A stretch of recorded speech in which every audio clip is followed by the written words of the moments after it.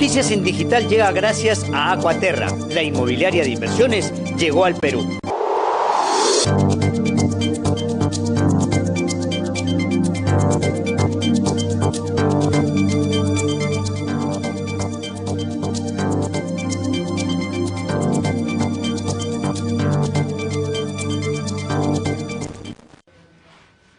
Hola amigos, buenos días, bienvenidos a esta hora a Noticias en Digital. Los acompaña Carla Palacios Pasapera y los invito a revisar los titulares de la presente edición. Hoy en Noticias en Digital. La lideresa de Fuerza Popular, Keiko Fujimori, rechazó que la constructora Odebrecht haya financiado su campaña en el 2011. En conferencia de prensa, la ex candidata presidencial minimizó la información del empresario y recalcó que ni ella ni su agrupación política recibieron fondos de la empresa brasileña. El ex jefe de la empresa Odebrecht en el Perú, Jorge Barata, declaró ante fiscales peruanos sobre los presuntos aportes no solo a la lideresa de Fuerza Popular, sino también a otros partidos políticos. El presidente de la República, Pedro Pablo Kuczynski, recibirá a la Comisión Lavajato este 16 de marzo en Palacio de Gobierno y negó haber recibido aporte alguno de la empresa Odebrecht. Comisión Permanente del Congreso aprobó en primera votación ley que plantea regular los gastos de publicidad del Estado en medios de comunicación propuesta por el congresista aprista Mauricio Mulder. Con gases lacrimógenos fueron reprimidos cientos de pobladores de Huarochirí que se enfrentaron a policías durante marcha realizada en la avenida Ramiro Priale por las obras inconclusas en dicha provincia. Todo esto y más en Noticias en Digital, edición mañana.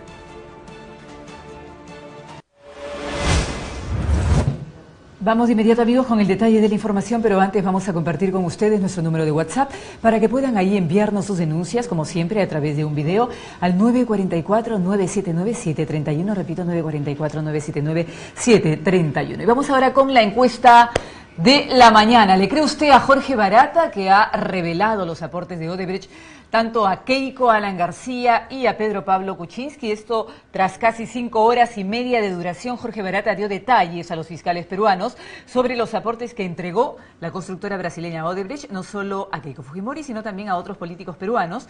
El exdirector ejecutivo de Odebrecht respondió ante los fiscales peruanos y en ese sentido ha dicho que Keiko Fujimori o la agrupación recibió para la campaña $1.200.000, aunque no directamente con ella, sino con Jaime Yoshiyama Tanaka, el exministro también Augusto Bedoya y el expresidente de la CONFIEP, Ricardo Briceño. También Barata ha revelado que la constructora le entregó $200.000 a Luis Alba Castro para la campaña de Alan García Pérez en el año 2006. Asimismo, el presidente Pedro Pablo Kuczynski tampoco se ha salvado de la afirmación de Barata, quien ha asegurado que Odebrecht contribuyó a su campaña del 2011 con $300.000 a través de Susana de la Puente, actual embajadora de Perú en el Reino Unido. Entonces, ahí tiene la pregunta para el día de hoy.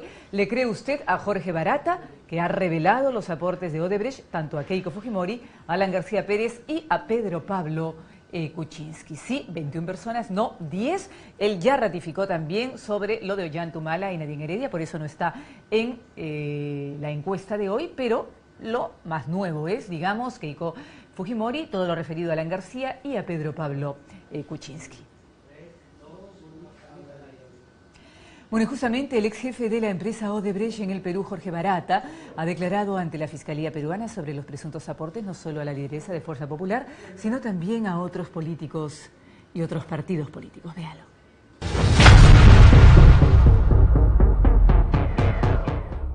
En la búsqueda de más indicios sobre el presunto aporte de campaña a la lideresa de Fuerza Popular Keiko Fujimori por parte de Odebrecht, el fiscal José Domingo Pérez interrogó al ex representante de la constructora brasileña en Perú, Jorge Barata. El citado empresario un día antes habló sobre los $3 millones que se habrían entregado al expresidente Ollanta Humala para su campaña. Ahora, en el mismo marco de aportes, Simões Barata, en portugués a pedido de la defensa de Keiko, respondió por el presunto dinero entregado a Fuerza Popular y no se limitó a hablar sobre otros candidatos. Fechas con la declaración. En verdad es una declaración que ha confirmado desde un inicio todo lo que nosotros venimos afirmando entre las autoridades nacionales. Ha sido una declaración muy positiva para nosotros. El señor Barata ha sido muy claro y repetitivo en afirmar que nunca, repito, nunca entregó dinero a la señora Keiko Fujimori, que jamás hablaron con ella de la entrega o pedido de algún aporte a la campaña de la señora Keiko. O sea, con la señora Keiko nunca hablaron de eso, nunca le entregó dinero. Por lo que Pero el partido Fuerza Popular recibió $1.200.000. para ella, porque la imputación era de que ella había recibido dinero de Odebrecht y ella no ha recibido dinero. Así que el origen es... Muchísimas gracias. Con respecto al caso de Keiko, para los parlamentarios, que se haya pedido a Barata declarar en su idioma natal y no en español como lo hizo un día anterior, es un intento de retraso en las investigaciones. Me parece rarísimo. Además, 4 abogados que no hablan castellano, 3 de ellos. Seguramente, claro, cuando es en portugués y hay que traducir, demora mucho más y después cuando la lectura original se contradice con la traducida, se presta interpretaciones. Yo no aconsejaría eso, ¿no? Habría que preguntarles por qué razón están pidiendo una circunstancia como esa, quizá para enredar un poco más las cosas. La verdad es que me parece muy extraño que la defensa haya pedido eso, cuando sabemos que el señor Jorge Barata domina el español. De repente ellos quieren saber qué significa no hacer Keiko, ¿no? 500, ¿no? Que le diga qué es lo que significa esa frase. En todo caso, a mí me parece insólito, anecdótico, no creo que agregue valor a la misma declaración. Para el vocero de Fuerza Popular, Daniel Salaverry, hable en el idioma que hable, igual Barata declarará lo mismo. Mire, lo importante es el fondo del asunto. Independientemente de que declare en portugués, en español o en chino, lo importante es qué cosa va a decir Barata. Y nosotros estamos seguros de que Barata el día de hoy va a confirmar lo que hemos venido afirmando hace muchísimo tiempo, que jamás Fuerza Popular ha recibido un sol de la empresa Odebrecht ni de sus funcionarios. En el interrogatorio, que duró más de 6 horas, según fuentes de la Fiscalía, Barata habría declarado que utilizó nexos para aportar en las campañas de Alan García, Pedro Pablo Kuczynski y Alejandro Toledo en el año 2011. Bueno, se ha confirmado lo que se estaba investigando y lo que dijo el señor Odebrecht, de que aquí estos ilustres personajes, entre comillas, los han coimeado.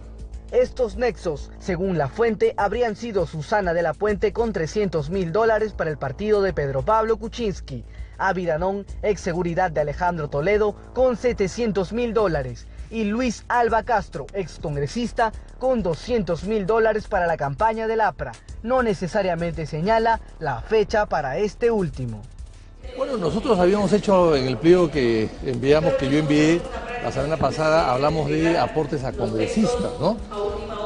Y bueno, ha contestado, no sé si le preguntaron o se adelantó a contestar, pero lo cierto es que esto es muy penoso, muy lamentable, pero va a servir para hacer una verdadera revolución moral en el Perú, ¿no? No podemos aceptar que haya políticos o personajes que sean políticos o que entren a la política con el ánimo solamente de enriquecerse y de jugar, porque en el caso, por ejemplo, del APRA, de Alba Castro, los $500.000 que se habla que habría recibido, es una candidatura fallida.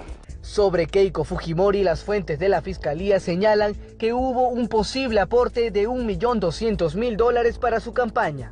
Y es preciso recordar que el Ministerio Público halló indicios de doble contabilidad en Fuerza Popular, donde se podría haber intentado ocultar el dinero proveniente de Odebrecht.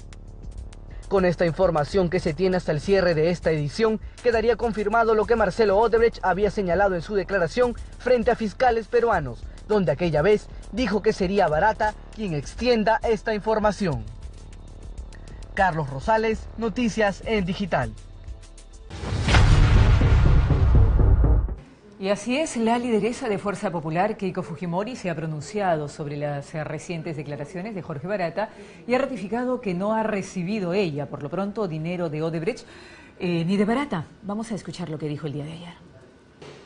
Y ha dicho: Keiko era una persona fría y distante, de pocas palabras, que nunca pudo interactuar conmigo. Por otro lado, también ha señalado que habría entregado dinero al señor Jaime Yoshiyama, al señor Pacho Bedoya y a la CONFIEP para la campaña del 2011. Hace pocos minutos el señor Yoshiyama ha hecho público un comunicado rechazando dichas afirmaciones y poniéndose a disposición del Ministerio Público. Estoy segura que el señor Yoshiyama y el señor Bedoya harán los descargos correspondientes. Y con referencia a la CONFIEP, sus dirigentes también han hecho sus descargos. Sobre este particular, le recuerdo a la ciudadanía en general que la Gerencia de Supervisión de Fondos Partidarios de la OMPE ya ha señalado claramente que no existen irregularidades en las cuentas de nuestro partido. Asimismo, el señor Barata ha señalado aportes a otras campañas, inclusive a la candidatura del señor presidente, el señor Kuczynski, el señor Toledo, la señora Villarán y el señor Humala. Es importante resaltar que el señor Barata se refirió a las llamadas de agradecimiento hechas por dichos candidatos apoyados. Y en mi caso, él fue bien claro en indicar que jamás ha conversado conmigo sobre aportes financieros. Estoy aquí para decirles al país, al Perú entero, de frente y sin rodeos, que quienes señalaron que yo recibí dinero de Odebrecht les mintieron. El propio Marcelo Odebrecht dijo que no le constaba entrega alguna a mi persona y que Barata podría saber.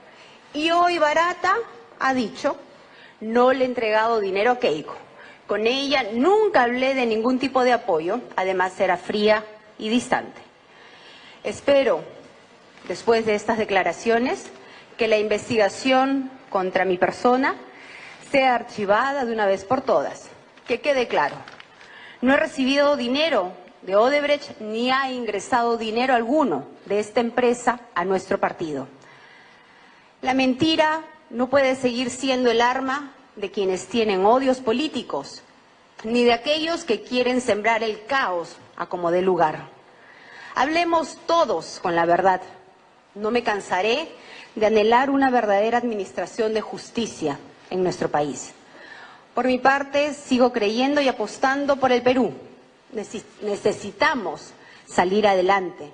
El Perú sí tiene futuro.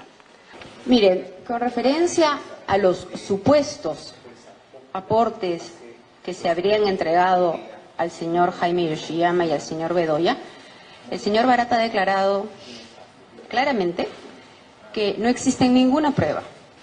Las pruebas que sí tenemos por parte de nuestro partido son nuestros estados financieros, nuestras cuentas claras y la opinión que la OMPE ha emitido en dicha elección, en la que señala claramente que el Partido Fuerza Popular no tiene ninguna irregularidad. Yo no estoy señalando que crea las declaraciones que ha hecho con referencia a todos los candidatos. Creo que la Fiscalía de la Nación se tiene que encargar de hacer las investigaciones correspondientes. Lo que ha quedado claro es que en el caso, cuando se le ha preguntado específicamente sobre estos supuestos aportes entregados a miembros de Fuerza Popular, él ha señalado que no tiene ninguna prueba al respecto. Lo que creo que es importante ahora es que la investigación continúe, pero no solamente en el caso de Fuerza Popular, sino también con referencia a todos los demás partidos que se ha hecho mención. Pero que quede bien claro, en el caso de mi persona, tanto el señor Marcelo Odebrecht como el señor Jorge Barata en esta oportunidad han sido claros y directos al señalar que quien habla jamás ha solicitado dinero, que quien habla jamás ha recibido ni ha hecho mención, ni se ha hablado respecto a aportes financieros. Muchas gracias. Y por su parte, Mercedes Arauz, jefa de la presidencia del Consejo de Ministros, ha reiterado que no recibió dinero de la constructora brasileña cuando fue candidata por el APRA en el año 2011. Digamos, acción legal todavía solamente tenemos trascendidos, ¿no? Entonces acciones legales no podemos hacer en ese sentido. Pero queda claro que el presidente ya ha manifestado que no ha tenido ninguna entrega de recursos a él ni a su partido en ninguna de las campañas en las que ha participado. Y en mi caso, también voy a decirlo porque también se mencionó mi nombre, tampoco. O sea, desconozco totalmente alguna aportación porque nosotros hemos tenido una campaña muy corta, muy chiquita, que terminó el 15 de enero del 2011 con una renuncia en mi parte que es conocida por todos porque lo hice en un medio de comunicación, bajo las razones que ellos conocen, y así que nunca vi al señor a Barata y al otro tampoco, que a ninguno que estuviera haciendo acciones de movimiento de recursos, no tuvimos ninguna relación. En cuanto al tema de la señora Susana Lapuente, ella tendrá que hacer su aclaración del tema y bueno, esos ya son temas que probablemente lo discutirá la señora canciller en su momento. En cuanto al tema de la publicidad del Estado, realmente creo que es un proyecto de ley deficiente, sin sustento, muy flojo. No tiene una discusión de fondo porque justifica un accionar de esa manera para prohibir la contratación con los medios de comunicación, a lo cual nosotros estamos obligados a darle información a la población, ¿no? Por ejemplo, nunca se tomó en cuenta opiniones de un montón de actores que están desde los medios de comunicación hasta entidades internacionales que ven los temas de comunicación social, academia, en fin, mucha gente no se tomaron esas opiniones, ni tampoco la opinión de la PCM, que tampoco fue solicitada. Se saltaron olímpicamente las comisiones y la vieron en comisión permanente, donde no está la mayor parte del cuerpo del tribunal. No tiene, como digo, una buena exposición de motivos, no hay nada, no hay análisis cuantitativo ni cualitativo, ninguna estadística que sustente una decisión de esa naturaleza. Es bien triste ver algo como eso, cuando ya existe una ley que fue promulgada por el mismo gobierno del APRA en el año 2006, que es la ley 28874, que es una ley que probablemente puede ser perfectible, que debe tener obviamente un marco, nos sirve para ajustar y a decidir las tomas de decisiones desde el Estado. Probablemente no hubo una reglamentación, se debe trabajar la reglamentación, vamos a hacerlo, eso es donde vamos a enfocarnos nosotros y sacar reglamento. Pero es una ley que nos marca unas pautas que son de horror, ¿no? Por ejemplo, nos plantea que solamente podemos salir a hacer comunicación solamente en caso de desastres o emergencias naturales, ¿no? Nacionales. Entonces, ¿qué va a pasar, por ejemplo, si yo quiero atender y hacer publicidad a la línea 100 para justamente disminuir los problemas de violencia de género? No puedo, porque el señor Mulder me prohíbe sacar publicidad para atender, y el señor Mulder y los que han votado con él, ¿no? Temas como esos, ¿no? De tenerle en línea 100. El tema del acoso laboral. Si uno quiere denunciar y hacer publicidad a la línea y el espacio que tenemos para hacer denuncias de acoso laboral, ya no puedo. Las cosas que acabo de presentar, tengo que hacerle publicidad. Probablemente algunas de las cosas que estoy haciendo, que no solamente las puedo ver por redes. Que si uno ve cuánta gente está en las redes, ¿cuánta gente está en las redes? A ver, la TV abierta concentra el 96% de la audiencia, mientras que la TV pública tiene una audiencia de solo 0.4%. Las radios privadas alcanzan el 64% de la audiencia nacional. Otras radios abarcan en su conjunto el 36%. Dentro de ese porcentaje, una pequeña parcela corresponde a Radio Nacional. En las redes, creo que no tengo el número exacto, 15% creo que están en las redes. Y parece que el señor Mulder trabaja para las empresas transnacionales, ¿no? Porque si uno se averigua, Facebook, Instagram, Google, todas esas cosas son empresas transnacionales que no están residiendo necesariamente en Perú, o sea, tienen representantes, pero cuando uno, es cierto, yo puedo abrir una cuenta, porque nos manda abrir una cuenta, ¿no? Pero la cuenta es gratuita, pero hacer publicidad cuesta, y es pago internacional. Entonces yo voy a tener que pagarle a alguien afuera para hacer publicidad a través de las rentas. O sea, el que se va a beneficiar de esto son las redes más internacionales. Bueno, tremenda decisión. Creo yo que nosotros vamos cumpliendo con la ley la ley que existe es una buena ley que se puede perfeccionar, como digo, hay que reglamentarla, hay que mejorarla, pero la discrecionalidad no va en ese mecanismo. Nosotros tenemos reglas claras para poder atender, y el que se equivoca y hace algo como eso debe ser sancionado, pero no por lo tanto dejar de poder comunicar. Y creo que ese es el tema donde podemos trabajar. Inclusive, imagínense, todos los peruanos nos sentimos muy orgullosos de la marca Perú. ¿Qué hubiera sido de nosotros si la marca Perú no se hubiera difundido internacionalmente a través de los medios de comunicación internacional? No existiría. Esa marca Perú fue hecha además en el gobierno de Alan García, por si acaso, para los que no se hayan olvidado del tema. O sea, es contradictorio lo que pasa con la mirada que hoy día tiene el señor Mulder. Parece que como no ha ejercido la función de este tema de gestión pública, no se da cuenta de la necesidad que tenemos de hacer publicidad. Ahora, son normas que van incluso en contra de las leyes de mercado, ¿no? Es como obligar a cuánto tiene que costar, cómo debe ser. Eso parece más bien una ley Maduro, ¿no? O sea, estamos en contra de Maduro, pero acá nosotros nos ponemos a controlar el mercado hasta los niveles de precios. Cuidado con eso. Nosotros creo que vamos a tener que observarla si se ha aprobado en segunda votación. Las votaciones que nos sorprenden es que es por la mayoría de un grupo que ya no son mayoritarios.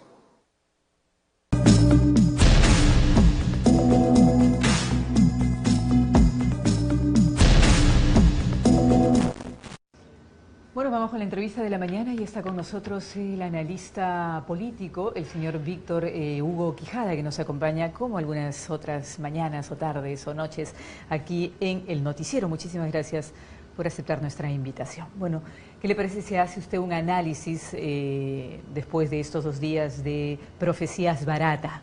Finalmente fue el llamado fin del mundo, como se había pronosticado hace unos días atrás, cuando iba a hablar el señor Jorge Barata sobre todo esto que ya conocemos el día de hoy. Bueno, Carla, gracias por la invitación. Bueno, sí, yo recuerdo el año pasado que fue una de las primeras personas que salió a hablar sobre el caso Odebrecht, cuando aún no se le daba la importancia debida en ningún medio, ¿no? Recuerdo que la mayoría de medios y personas o analistas decían de que no iba a pasar nada, de que iba a quedarse ahí en la impunidad, que no iba a haber nada, que el Ministerio Público, como siempre, con su inacción. Sin embargo, ya estamos en el 2018 y lo que ha establecido, pues lo que ha sucedido el día de ayer, simplemente es la corroboración de todo lo que el desenlace final, que pone, digamos, un fin ya prácticamente a todo lo que ha venido ocurriendo respecto al tema de la corrupción, ¿no? Porque todo lo que ha venido, lo que ha habido hasta el momento han sido especulaciones, se decía de que sí recibieron, que no recibieron.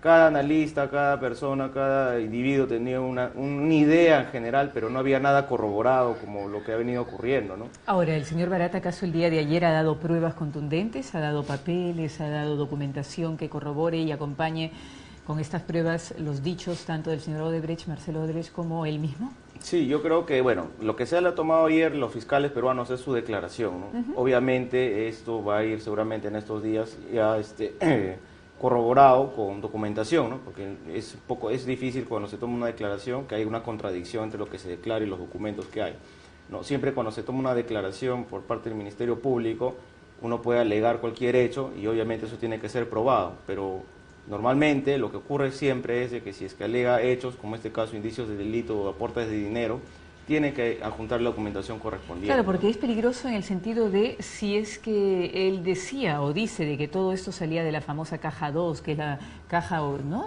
dentro de este tema de la estructuración de cómo hacían los pagos, esta caja 2 no tenía una contabilidad. Entonces, ¿cómo demostrarían con papeles y con documentación? Porque solamente se ha hablado de una famosa hoja de cálculo. Yo, por lo menos de todo lo que he leído y escuchado, no se ha hablado de ninguna otra prueba más.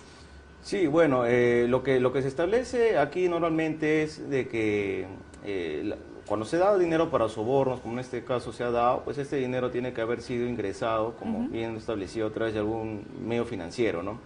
Entonces, para eso existe la UIF, que es la Unidad de Inteligencia Financiera, que en coordinación con los jueces, con el juzgado, tiene que levantar el secreto bancario para poder corroborar que este dinero ingresó al sistema. ¿Por qué hay una parte del dinero que se entregó en cash? ¿no? Como fue el caso de la señora Nadine Heredia y Ollanta Humala, que dicen que una parte fue a Garreta, el publicista, y otra parte fue a ellos directamente a través, obviamente, por un pedido del Partido de los Trabajadores de Brasil, en fin, y hay otras partes que se dieron por transferencia, imaginamos, esa era la modalidad en algunos casos. La ley de lavado de activos establece dos formas de que se puedan dar este delito, ¿no? Uno es lo que tú lo dices, que es la transferencia, o sea, el dinero que se pueda manejar a través del banco, y el otro es a través del ocultamiento, es decir, también se puede dar en calle. O sea, ambas conductas son típicas y pueden ser punibles. En el caso de los peruanos o de los políticos peruanos o las campañas para los partidos peruanos, se ha hecho de las dos modalidades. Así es, de las dos modalidades, prácticamente los 4 últimos presidentes han recibido el dinero, está corroborado. El problema digamos, no se hubiera dado, hubiera sido una irregularidad, como por ejemplo establecen otros abogados, siempre y cuando pues este dinero hubiera ingresado pues a la contabilidad del partido y se hubiera manejado como cualquier otro aporte privado, porque hay que recordar, por ejemplo, Telefónica, Grupo Gloria aportan, el Banco de Crédito aporta campañas. ¿Y no es delito aportar? No es delito aportar, sino el problema... ¿Cuándo se convierte en delito? Cuando se oculta este dinero. O sea, el problema es que estos dineros... Cuando no está declarado. No están declarados. Aparte de ser un delito tributario, también es un delito de lavado de activos, ¿no? Entonces, acá lo que se castiga es el ocultamiento y se castiga las transacciones que se pueden haber dado a través de... De obras, licitaciones, adjudicaciones más adelante. Aparte de ello, también a través de lo que se maneja en el banco. Ahora, ¿cuál es el desenlace? Más allá de la responsabilidad política y que, bueno, esto termina de corroborar de que prácticamente todos son lo mismo y creo que llama... Esa es la interpretación que usted le da, porque la política, claro, porque lo que se está corroborando de acá es de que la clase política está totalmente ya quemada, desprestigiada y que requiere una renovación, ¿no? Porque el día de ayer, para hacer simplemente un recordario para las personas que recién quizás se están enlazando a este tema, el señor Barata ha dicho que entregó $1 millón a la campaña, o un poquito más quizá, de Keiko Sofía Fujimori en el año 2011 a través de Jaime Yoshiyama, que dicho sea de paso ya está en Estados Unidos. Sí, claro. No sé si estaría antes, pero imagino que... ¿Usted cree que Jaime Yoshiyama va a ser el gran sacrificado de Fuerza Popular? Que esa va a ser un poquito o sea, que Fuerza Popular ya está resignado a la idea de que a quien van a echar es a Jaime Yoshiyama. Bueno, Jaime Yoshiyama fue siempre el sacrificado desde cuando fueron gobierno con Alberto Fujimori, ¿no? Hay que recordar que él fue representante del CONITE antes por inversión, y se le responsabiliza de haber, lo que actualmente es Proinversión, el cargo que ocupaba Kuczynski lo manejaba él, y justo en los tiempos de las privatizaciones, ¿no? Y ahora siempre fue sacrificado, ¿no? Incluso estuvo en la cárcel, si no me equivoco. Entonces... Bueno, posiblemente sea entonces nuevamente el gran sacrificado de Fuerza Popular, y saldrá en algún momento Héctor Becerril y quizá algunos otros diciendo, no lo puedo creer que se haya quedado con el dinero. ¿Algo así usted cree que pueda pasar? Bueno, todo se puede dar hipótesis, ¿no? Pero acá lo concreto es que existen dos clases de responsabilidad, ¿no? La política, que es la que van a tener que asumir y lo cual desprestigia totalmente a los partidos. Quizás lo único que salva a Fuerza Popular es de que no ha sido gobierno, ¿no? Porque, digamos, esos aportes de campañas puede ser un delito de lavado de activos, pero nunca fueron gobierno, o sea, nunca pudieron haber canjeado una preventa, claro, una licitación, porque nunca llegaron a ser partido, gobierno, ¿no? En cambio, lo que sí se puede hablar es de los otros 4 presidentes, que pues obviamente ahí estábamos pues en un canje, ¿no? O sea, te doy dinero, de ahí yo recupero mis licitaciones. Entonces, por lo que le estoy escuchando, ¿usted cree que Fuerza Popular no va a tener ningún problema más adelante, más allá de toda esta parte mediática? Sí, yo creo que más allá de todo el aspecto mediático, todo lo que incurre en responsabilidad, porque responsabilidad política hay, porque de una manera... Pero penal no. Penal sí, claro, lavado de activos. Estamos enfrente del delito de lavado de activos, pero no podríamos hablar de que hay indicios de corrupción, ¿no? Porque hay que recordar que esta es la primera parte de la declaración de Barata, que es lo que está hablando respecto a los aportes. Pero ahora, no se le ha preguntado para qué eran estos aportes. Puede ser sido campaña, pero por ejemplo, Barata o Odebrecht en un momento también declaró de que esos $1.200.000 que le dio a Nadine y a Ollanta fue para el gasoducto del sur, ¿no? Entonces ahí sí estamos hablando de que fue un canje, un soborno. Entonces prácticamente. Es una pena que lo de ayer haya sido solamente por lavado de activos y no haya sido por corrupción. Sí, así es. Yo creo que cuando se amplían las investigaciones se va a determinar realmente para qué fue este dinero, ¿no? Entonces, ¿usted cree que van a seguir siendo investigados, ahora van a seguir los interrogatorios por el tema de corrupción y ahí va a ser donde realmente vamos a conocer el fondo de la situación? En el fondo, claro, porque ahorita lo que se sabe es de que son aportes irregulares para poder... Esto se puede quedar en la mente y en el imaginario de la población de que, bueno, ¿para qué fue? Para ganar una licitación, obviamente, ¿no? Ahora, hablando del tema de la responsabilidad política, lo que acá pues se puede visualizar es de que realmente un poco más sumarse a la campaña que se vayan todos, ¿no? Porque se está llegando a corroborar que todos forman parte de lo mismo. Pero la responsabilidad legal, estamos en el mismo supuesto por el cual fueron por detención preventiva Ollanta y Nadine, ¿no? Hay que recordar que lo que correspondería acá es aplicar el artículo 168 del nuevo Código Procesal Penal, aunque ya en nuestro país ya se ha vuelto una regla, en vez de una excepción, la detención preventiva, ¿no? ¿Usted cree que habría que aplicar la detención preventiva en ese momento? Claro. ¿O más bien debería salir de la cárcel Nadine Heredia? No, debería aplicarse no solamente, bueno, los que ya están se quedan, ¿no? Que es Nadine y Ollanta, ¿no? Sino a los otros tres, ¿no? Incluyendo a Keiko, ¿no? Porque si es que estamos hablando de delito de lavado de activos y se le dio el mismo trato, o sea, el principio de igualante de la ley por el lado de Ollanta y Nadine, lo que correspondería aquí es igual, ¿no? Lavado de activos, pena de 20 años. Lo que usted está proponiendo es ampliar el daño que ya se ha hecho, tomando como ejemplo lo de Nadine Heredia y Ollanta Humala, en vez de corregir el daño, que es la prisión preventiva.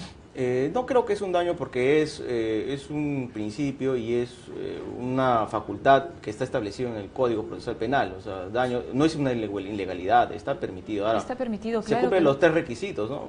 Pena mayor de 4 años, 20 años es la pena de lavado de activos. Tenemos el tema de indicios suficientes del delito, ya los existe porque hay una declaración prácticamente. Peligro de fuga, peligro de entorpecer el proceso. Peligro de fuga, o claro, ponerle trabas a la justicia. Bueno, según los abogados, nada de eso se cumplió en el tema de Ollanta Humala y Nadine Heredia. Sí se cumplió. En el caso de Ollanta y Nadine hay toda una serie de compra de testigos, hay una serie de que Nadine mandó a la prima, si no me equivoco, a legalizar para poder retirar a sus hijas, había retirado a sus hijas. Usted como abogado, si dice que le correspondería, ¿no?, ampliar como figura penal el tema de la prisión preventiva, ¿cuál sería la razón que igualaría a todas estas personas? Porque, por ejemplo, $200.000 se entregó a la campaña de Alan García, dice, a través de Luis Alba Castro, 300.000 a la campaña de Pedro Pablo Kuczynski, a través de Susana de la Puente, 3 millones, bueno, a la campaña de Ollanta Humala, que ya lo sabemos, y ellos están presos. A Susana Villarán también le entregaron también, ¿no?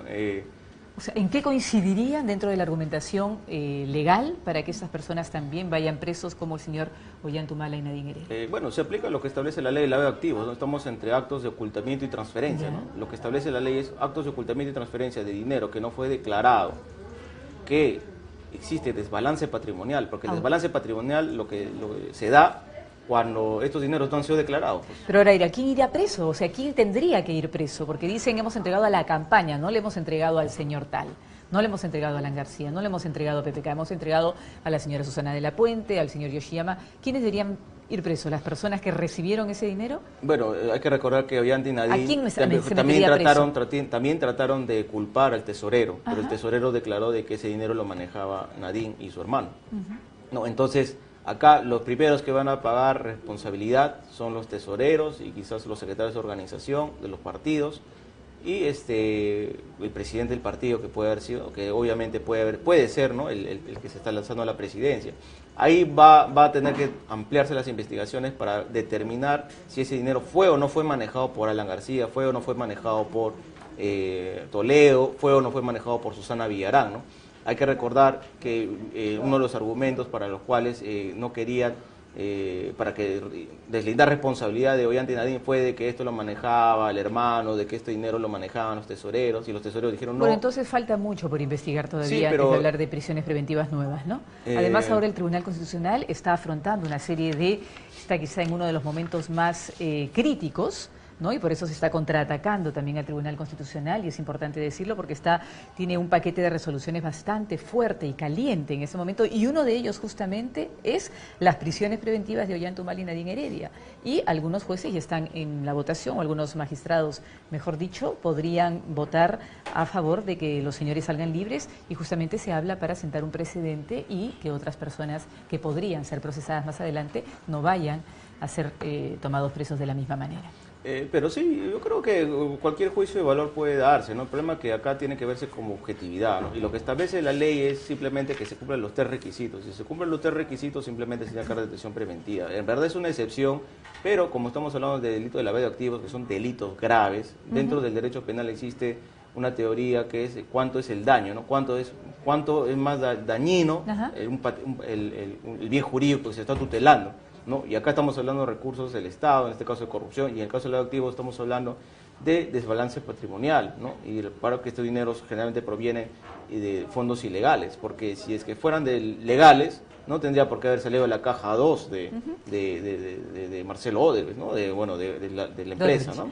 Entonces, acá lo que se tiene que ver es con objetividad la situación, y si es que han recibido dineros los que han sido presidentes, Susana Villarán, alcaldesa, y Keiko Fujimori a través de Fuerza Popular, correspondería en verdad de que se aperture la investigación definitiva, y posiblemente estaremos hablando de detenciones preventivas, porque se tiene que aplicar el principio de legalidad igual ante la ley. Y por ende, si es Veo que usted es un defensor de la prisión preventiva. Yo no estoy de acuerdo con eso, pero respeto su opinión. Tampoco, ahora, volviendo al tema de Barata, había antes, se hablaba de 56 o 57 personas o funcionarios de Odebrecht, todos con las lenguas afiladas y listas finalmente para hacer las famosas delaciones premiadas, y que iban a caer muchísimas personas. Ahora vemos que solamente es uno, que es Jorge Barata, que es básicamente su palabra, la palabra sagrada, ¿no? ¿Usted cree que eso realmente va a suceder así, que va a cambiar la historia con los próximos interrogatorios, si es que se dan, y a raíz de también, del día de ayer, antes de ayer, en relación a la deuda de activos, y después en el tema de corrupción, ¿realmente cambiará la historia con él? No tanto como cambiar la historia, lo que yo creo es de que lo que va a ocurrir es de que simplemente las otras declaraciones de los otros personajes que también formaron parte de esta telaraña de corrupción van a simplemente corroborar lo que se ha venido ya hablando, ¿no? Que hasta el momento cada uno diseñaba su Barata de sus sueños, ¿no? Cada uno decía que iba a ser así, hasta que salió lo de ayer, lo que va a ocurrir posteriormente a los mandos medios más bajos de Odebrecht, es de que van a corroborar simplemente lo que ya dijo Barata, ¿no? Barata y Marcelo Odebrecht prácticamente están en coordinación y tienen que decir la verdad, pues, ¿no? Yo dije siempre, y siempre he sido un defensor de que la verdad salga a la luz. Se dijo de que esto no iba a taparse el sol con un dedo. Hablé muchas veces de que el tema de corrupción, que es el más grande de la historia de Latinoamérica y uno de los más graves del Perú, desde el caso de Enrique Meix a la actualidad, pues simplemente estamos hablando, ya estamos en otras épocas, pues ahora sí se puede saber todo. Y aparte de ello, no podían haber ocultado esta información porque esto se maneja desde los Estados Unidos y desde el Brasil. Entonces es imposible. Y además desde Suiza. En Suiza hay un servidor. Claro, con la lista y con los datos de los sobornos de la caja 2 de Odebrecht. ¿Usted cree que el Ministerio Público en algún momento llegará a esto? Porque quizá eso es más importante que lo que diga Barata, porque ahí en ese servidor y en ese listado sí va a haber información mucho más valiosa y contundente. Claro, y aparte de ello también se habla de eso. Incluso, por ejemplo, no se ha tocado todavía el tema de que hay congresistas que han sido hay financiamiento de congresistas, hay financiamiento de otros candidatos de gobiernos regionales, que todavía no se ha tocado del todo, ¿no? Ahorita lo que se quiere es también, desde un punto de vista político, responsabilizar primero a quienes han manejado los patrimonios del Estado. Hay que recordar que el gobierno central es el máximo ente de gestión y de gobierno de nuestro país, quienes representan a la República y a la vez son quienes manejan mucho dinero, mucho más dinero que los gobiernos subnacionales, ¿no? Claro. Entonces, las responsabilidades pues recaen ahorita, y por la presión mediática también, en saber quiénes son los responsables, ¿no? Por ejemplo, me sorprende lo de Alan García, ¿no? Él decía que nunca había recibido, ¿no? Hablábamos de Keiko Fujimori, que incluso otros se venden, menos yo decía, pero claro, ayer he estado tuiteando todo el día eso. Claro, y entonces ya se está corroborando simplemente quiénes son los responsables. La población con esto lo que tiene que hacer es reflexionar y ver quiénes son realmente los que han recibido este dinero, quiénes han formado parte de este carnaval, que prácticamente son todos los candidatos. Y esto alcanza al presidente de la República. ¿Usted qué piensa en relación a estos nuevos datos que se han aportado? Porque recién sale lo de Susana de la Puente, ¿no? Con el ingreso de plata a la campaña, $300.000. Ahora vinculémonos esto al tema de la vacancia. ¿Hay más pruebas entonces para que finalmente en el Congreso se junten los votos? Porque ahora se están negociando, imaginamos, desde el Congreso y el Parlamento y desde Palacio de Gobierno también el tema de los congresistas para ver este tema de la votación de la vacancia, que habían dicho que por estos días iba a empezar a funcionar. Lo de la vacancia yo creo que... ¿Es viable o no es viable? Bueno, en principio yo hace unos días publiqué un artículo de que nadie puede ser... Existe el principio de no bis in idem, ¿no? O sea, nadie puede ser juzgado dos veces por el mismo delito o hecho, ¿no? O acción o infracción. Y simplemente acá lo que al presidente le corresponde, si bien es cierto existe responsabilidad judicial, que es lo que tú mencionas, que responsabilidad legal, de que se tiene que investigar estos aportes, porque esto es un tema de lavado de activos, también el tema de corrupción que ha quedado ahí, el tema de Westfield, de los manejos de dinero, de que él formaba parte de este mecanismo también de corrupción como un lobista que siempre ha sido, pero no hay que confundir esta responsabilidad legal, judicial, penal que pueda tener él y que todavía se va a investigar así como los demás. Sí, eso va a seguir su curso. Va a seguir el curso legal, ¿no? Entonces, ahora, pero en el terreno político se aplica este principio, que es un principio constitucional, que está establecido en el artículo 139 de la Constitución y el artículo 2, no sé, o sea, por más que existan indicios respecto al tema de Westfield, yo creo que esto de acá de los aportes, como no existe una responsabilidad directa, o sea, acá existe, para mí, al menos hasta que no se pruebe, menos responsabilidad del presidente respecto al tema de lo de corrupción que es de Westfield, donde ahí sí se habla de que él ha sido dueño, de que ahí sí se habla Pero de que... con esto nuevo que sale, ¿hace más eficaz el pedido de vacancia? No, yo creo que no hace más eficaz porque estamos hablando de hechos diferentes, ¿no? Acá en este caso estamos hablando de un delito de lavado de activos, estamos hablando de que son aportes a la campaña, no hay indicios, o sea, de un tema de corrupción, sino de lavado de dinero. Ok, pero igual el presidente siempre ha sostenido y sigue sosteniendo, lo ha hecho ayer, que también él no tuvo vínculo con Odebrecht y quedó claro que sí lo tenía y que esa muralla china jamás se perdió, lo que usted estaba explicando. Claro. Ahora dijo que él jamás había recibido ni su partido ni él, además ha dicho que no era partido, era una alianza, ¿no? Que no había recibido nada, absolutamente nada. Ahora sale que hay $300.000, entonces de alguna manera el descrédito quizá frente a la ciudadanía sigue aumentando. Y podría eso ser un indicio se refleja en las encuestas. Y no solamente en la ciudadanía, sobre todo en el Congreso, que es ahí donde lo quieren vacar. Sí, claro, el Congreso se maneja políticamente, pero también ellos interpretan, son uno de los intérpretes de la Constitución, al igual que el Tribunal Constitucional, ¿no? Entonces ellos se rigen bajo su reglamento y bajo lo que establece la Constitución y por ende también el derecho forma parte de esa interpretación que ellos puedan tener. Es política, pero desde el punto de vista legal, ¿no? Porque hay que recordar que siempre las acciones de gestión pública y acciones políticas siempre giran en torno de la legalidad, ¿no? Entonces acá, si bien es cierto, estamos hablando de que se deslegitima más, de que prácticamente ya a los políticos no se les puede creer nada porque todo lo que hablan es mentira y se está corroborando con lo del presidente, ¿no? Que dijo también que no había recibido nunca nada, como tú mencionas, de Odebrecht, y ahora dijo que nunca había recibido el dinero, se está corroborando que sí hubo dinero, porque este es el inicio nomás, va a haber otras interrogaciones más de otros hechos, porque no se habla de esto de la campaña de 2011, no hemos hablado nada de la última campaña, ¿no? Entonces, ahí tendría, del 2016, ¿no? Entonces ahí tendría que verse que si bien es cierto, existe un juicio de valor político por parte del juzgamiento del presidente a través del procedimiento de vacancia, pero también existen principios como el indubio, la duda lo favorece, ¿no?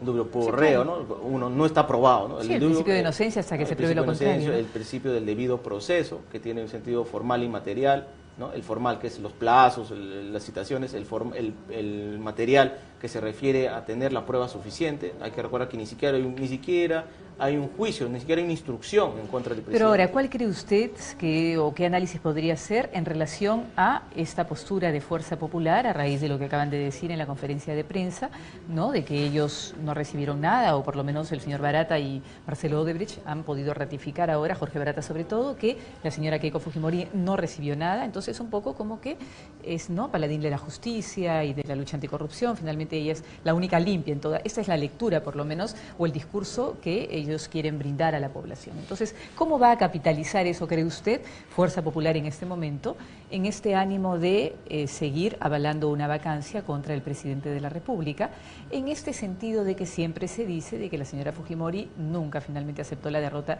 y sintió que el señor Kuczynski le robó las elecciones en el 2016? Entonces, ¿cómo va a capitalizar ahora Fuerza Popular esta nueva situación, ¿no?, esta nueva configuración a raíz de las declaraciones de Jorge Barata? Yo no creo que Fuerza Popular capitalice nada, porque ya el descrédito también es para ellos, ¿no? Porque dijeron, siempre se han cerrado en decir de que nunca recibieron dinero, Hace no mucho, hace 2 días salió la resolución de la Sala Penal Nacional que indica que siga investigándose por la doble contabilidad.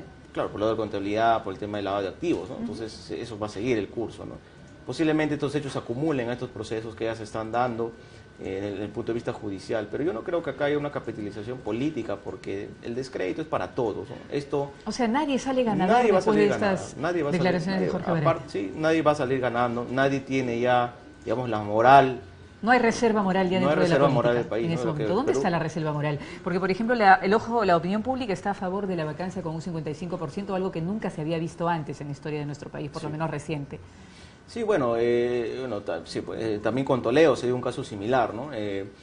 Bueno, la reserva moral del país en verdad corresponde a todos los ciudadanos y los jóvenes en poder, pues, intervenir en política, ¿no? Y también los medios de poder apoyar a nuevas figuras que puedan aparecer, ¿no? 1 y 2, lo que se requiere acá es respecto a la vacancia del presidente. Primero que, si bien es cierto, puede haber mucho malestar, pero hay que recordar que fue elegido por elección popular, ¿no? Entonces, si es que nosotros lo vacamos, lo único que contribuiríamos a la inestabilidad, al caos.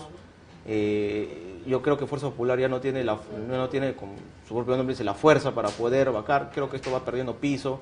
Aparte de eso, esto está siendo promovido también por una bancada izquierda comunista, que lo único que quiere pues es irse a cambios radicales como cambiar la Constitución y otras reformas que en verdad... cada uno está jugando su partido. Cada uno está jugando su partido, ¿no? Entonces, el tema acá es de que cuando existe mucho individualismo, cuando se trata de centralizar esto en intereses particulares, lo único que va a traer es más inestabilidad, ¿no? Imagínate, estamos hablando de lo de Odebrecht, lo de Barata, que corroboraba estos pagos ilegales, irregulares, que son juzgados a través del delito de lavado de activos, de pena casi de 20 años.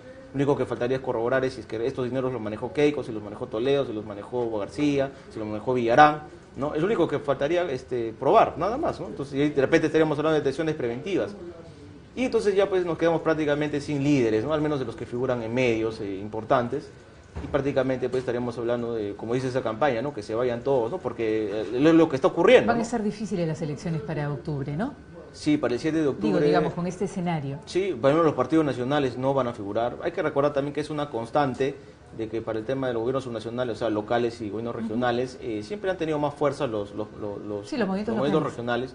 Prácticamente, bajo el sistema que nosotros tenemos, yo siempre he estado en contra de ese sistema de la ley orgánica, que establece la ley orgánica de gobiernos regionales y lo que establece la ley de elecciones de gobiernos regionales y de los gobiernos regionales sobre todo.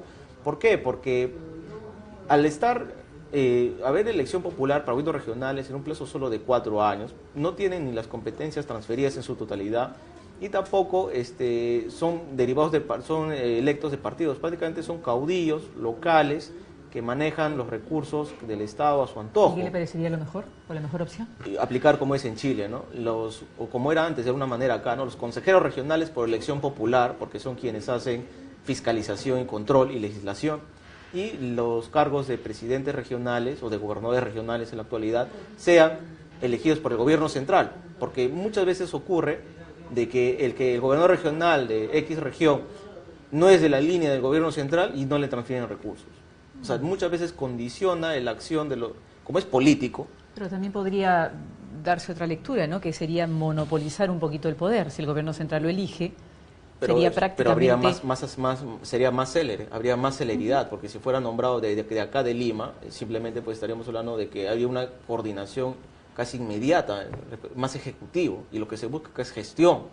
Al ser lo que se está haciendo en la actualidad de politizar, lo único que hace es que entren caudillos, lo único que hacen es de que prácticamente se vuelvan feudos locales, las regiones, y que si es que no simpatiza con el gobierno central, simplemente se les cierra la puerta si no hace absolutamente nada. Lo boicotean y lo así es lo que ha ocurrido siempre, ha ocurrido.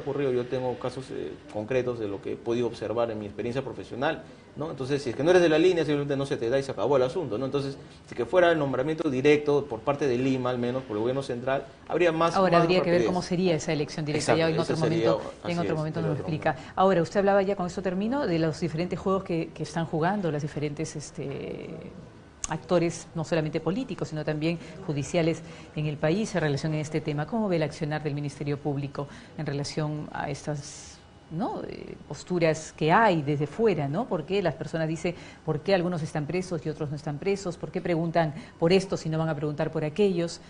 ¿Cuál es la evaluación que hace el Ministerio Público? Bueno, al final lo que se ha corroborado es de que Barata habló por todos, ¿no? Más allá de la estrategia de que el Ministerio Público, o lo que se hablaba al menos en medios, era de que que se le iba solamente a preguntar sobre casos concretos y no se le iba a preguntar de Kuczynski, no se le iba a preguntar... Hemos visto que no ha sido así. No ha sido así.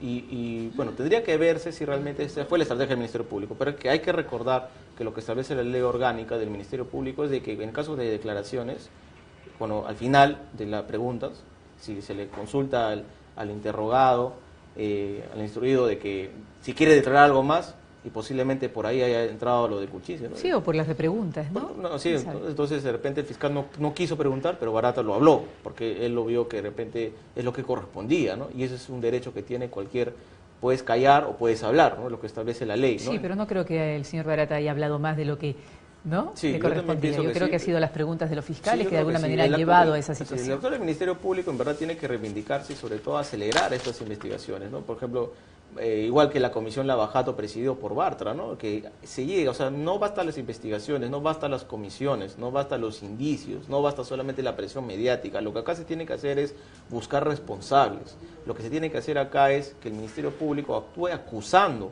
formalizando la denuncia, acusando. Bueno, cuando tengan un caso.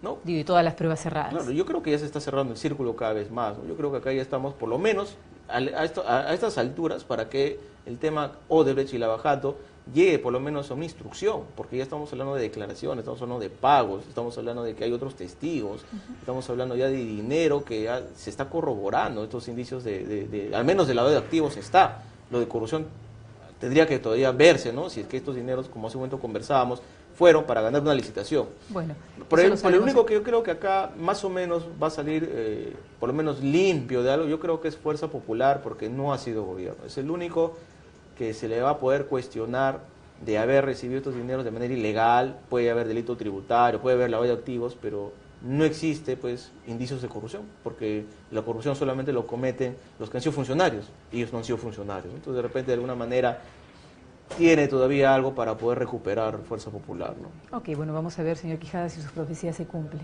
Bueno, hasta el momento en los próximos meses. ha sido acertado. Muchísimas gracias. Fue el señor Quijada, Víctor Hugo Quijada, que nos ha acompañado esta mañana aquí en Noticias en Digital. Estaremos con usted en cualquier otra oportunidad. Gracias. Muchísimas gracias. Bueno, y el presidente de la República, Pedro Pablo Kuczynski, recibirá justamente a la Comisión Lavajato este 16 de marzo en Palacio de Gobierno. Él negó haber recibido aporte alguno de la empresa Odebrecht.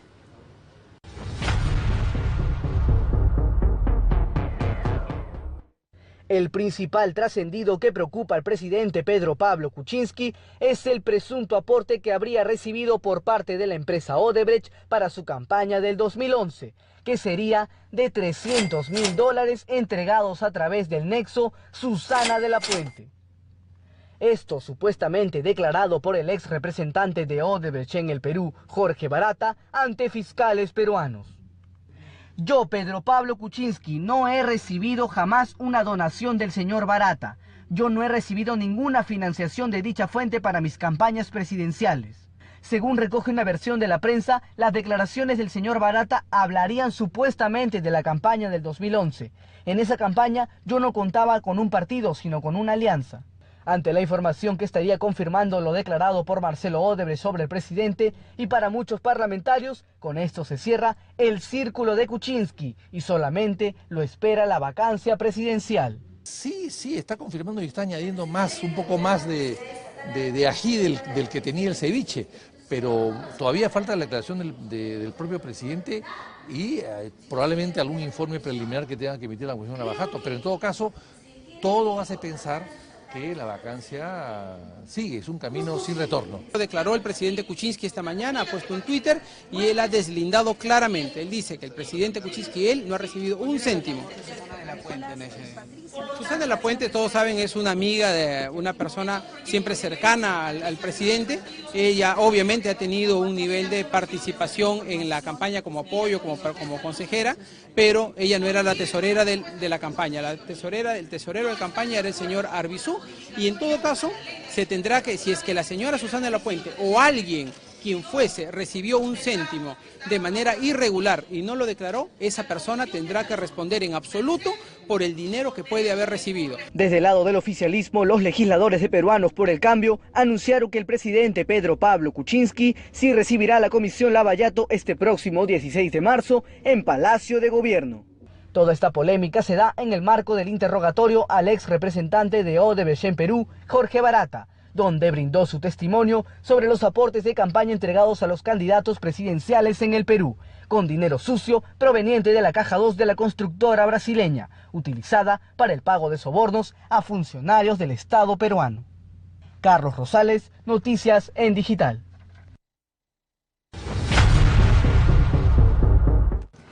Y declaraciones del expresidente o representante de Odebrecht en el Perú, Jorge Barato, complica más a la pareja Humala Heredia. Véalo. Ollanta Humala y Nadine Heredia hoy están más complicados que nunca ante la declaración del ex representante de Odebrecht en Perú, Jorge Barata. La mal llamada expareja presidencial quedó prácticamente lapidada ante el testimonio de quien alguna vez fue el hombre fuerte de la empresa brasileña en el Perú, que sin titubear, según los fiscales, habría ratificado que entregó $3 millones para la campaña del Partido Nacionalista en el año 2011. Yo ayer vi hasta 2 versiones en la prensa. En un primer momento dijeron que había sido una declaración genérica y en otros que se habría reafirmado que se habrían entregado no 2, sino $3 millones. Creo que hay que esperar que haya un pronunciamiento oficial de parte de los organismos, en este caso el Ministerio Público. Pero de ser así y de reafirmarse que efectivamente sería esa una prueba confesa de un acto de corrupción. El detalle no es el aporte a la campaña de Ollanta Humala, ya que el aporte de alguna empresa a un partido político es una práctica legal. El problema viene debido al ligar de dónde sale este dinero, que según Barata sale de la División de Operaciones Estructuradas o llamada Caja 2, oficina creada específicamente para el pago de sobornos por parte de la empresa Odebrecht, lo que se considera como lavado de activos. Bueno, esta información ya se conocía desde antes, como usted lo ha dicho, se ha reafirmado el asunto y yo creo que complica la situación legal del expresidente Humala y creo yo que esto también se tomará en cuenta pues para el tema de su apelación, para este cuestionamiento que se le está haciendo a la prisión preventiva, ¿no?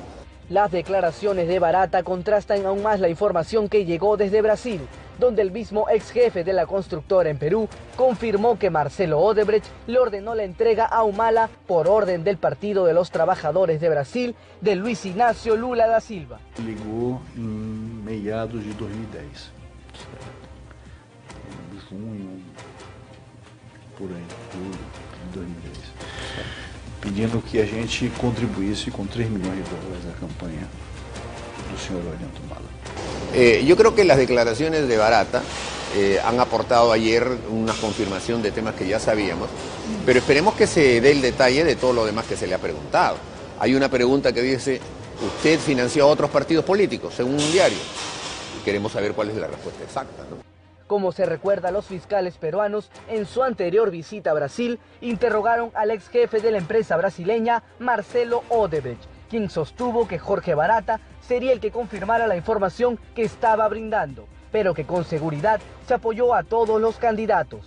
Frase similar a la que habría utilizado Barata, quien señaló que sí se apoyó a otros candidatos, además de Humala. Carlos Rosales, Noticias en Digital. Y a esta hora de la mañana nos enlazamos con nuestra compañera Lizzy Guzmán desde la Dirección de Criminalística de la Policía Nacional del Perú para que usted aprenda a identificar documentos falsos. Adelante, Lizzy.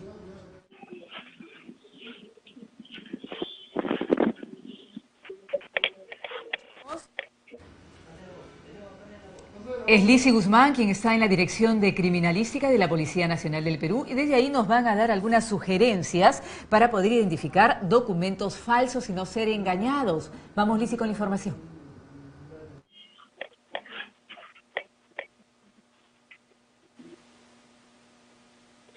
Un momento, ¿no está lista? Lizzy, ¿cómo estás? Cuéntanos acerca de la información que has podido recabar para que nos ayude a nosotros los ciudadanos que siempre estamos... De grafotecnia, exactamente, estamos en la División de Criminalística y nos encontramos con el comandante Reisman, quien nos va a brindar mayor detalle para no ser víctimas de esos delincuentes que falsifican monedas, documentos, firmas.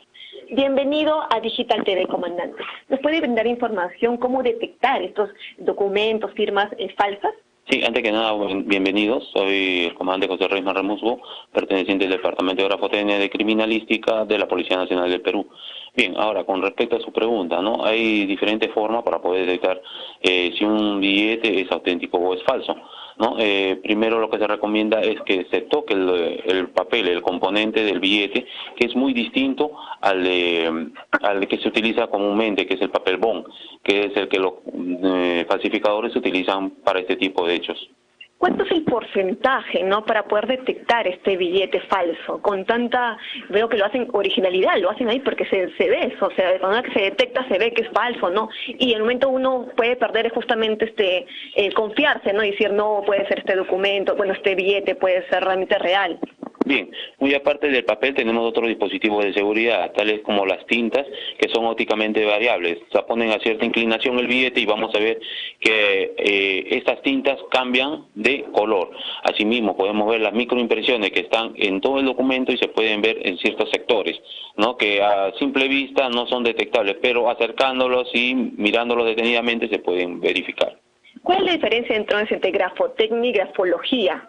Bien, la grafología lo que se encarga es determinar la personalidad de un individuo y la grafotecnia lo que se determina es la autenticidad o falsedad, es decir, si dicha persona lo ha hecho o no. En cambio el otro se va al aspecto psicológico más que nada. Ahora también con respecto a las firmas, por ejemplo en mi caso, al menos que yo hago la firma no me sale a mí siempre igual y tengo entendido también que a varias personas tampoco les sale igual. ¿Cómo detectar si es real esa firma o no? Bien, para realizar un estudio de firmas es igual que hacer un estudio de identificación de las crestas papilares. Toda persona tiene ciertas formas de hacer sus grafismos, los cuales se mantienen de manera permanente e inalterable. Teniendo los suficientes elementos que reúnan las condiciones técnicas que exige la grafotecnia, podemos determinar efectivamente si dicha persona ha hecho o no un documento. Ahora, con respecto a las monedas de 5 soles, la población a veces tiene dudas acerca de esas monedas porque cree que son falsas. ¿A qué se debería eso? Ante la abundancia de monedas falsificadas, vemos que sí, efectivamente, pero acá sucede algo simpático, que las que son originales, su sistema de impresión es muy nítido, se puede determinar. Asimismo, hay características dentro de la misma moneda que determinan efectivamente su autenticidad. Ahora, con respecto a las monedas de colección que cada cierto tiempo para sacando el BCR, ya se ha detectado justamente... A este tipo de monedas, para empezar, mandan de todo tipo. Y no tenemos que estar actualizados, tenemos que estar a la vanguardia de los conocimientos y de las últimas modificaciones que manda el BCR para poder determinar efectivamente si existe o no una falsificación. ¿Cuántos son los peritos que trabajan aquí para detectar justamente la verdad de esas falsedades de estos delincuentes? Bien, nosotros acá contamos con una cantidad de 25 efectivos. Ok, perfecto. Vamos a hacer quizás la muestra acá de cómo podemos detectar acá los billetes falsos? Bien, acá en este caso podemos verificar que hay dos billetes. El de la parte superior, que es el genuino, podemos visualizar que a la luz ultravioleta hay fluorescencia de sus tintas en ciertos sectores, lo cual en la parte de abajo no son captados por el falsario. A ver, justamente estamos precisando y con respecto, a ver, no sé si podemos coger uno para hacer el tacto ahí de... Ya, y con respecto al tacto, uno cómo más o menos se está dando cuenta por los... Bien, nosotros justamente tocamos y pasamos el tacto por ciertos sectores donde están las características, ¿no? Tenemos que sentir unas ciertas rugosidades en el papel, en las cuales se pueden verificar. Este es el sistema de impresión, ¿no es cierto? Y aparte también creo el sello de agua. El sello de agua, que está en la parte blanca, del margen izquierdo del billete, lo cual lo ponemos a trasluz y podemos verificar si efectivamente está o no con la nitidez respectiva en los billetes auténticos. ¿Cómo conocer justamente la población sobre estos avisos, sobre esas alertas que ustedes le dan para que no sean víctimas de esos estafadores? Justamente lo que tenemos que hacer es tocar, girar y ver justamente los dispositivos de seguridad que están en los documentos, en este caso de los billetes. ¿Y existe un lugar de capacitación, una página web quizás, donde venden recomendaciones para ellos? A nivel nacional la policía prepara e instruye a los peritos en la escuela de criminalística. Ellos justamente son, en tal caso, si ellos quisieran venir aquí, ¿en qué lugar se encuentran ubicados? Que tengan información directa con ustedes. La preparación es exclusiva para los efectivos policiales que están dedicados y reúnen las condiciones para poder realizar este tipo de estudios. Perfecto, muchas gracias, comandante Reisman. Y bueno, esas fueron las declaraciones para no ser víctimas, ¿no?, de estos delincuentes que van aprendiendo diferentes modalidades para falsificar, tanto en lo que son firmas, en documentos y como ya hemos visto, billetes que diario ellos se las inventan, se las ingenian para poder engañar a estas personas. Adelante contigo, Carla. Así es, Lisi, gracias por la información desde la Dirección de Criminalística. Y es verdad, los falsificadores no tienen obstáculo alguno ni límites para cometer sus fechorías, así que hay que estar alertas para poder reconocer y tener las habilidades para diferenciar lo falso de lo genuino. Vamos ahora a una pausa y regresamos con más información aquí en Noticias en Digital.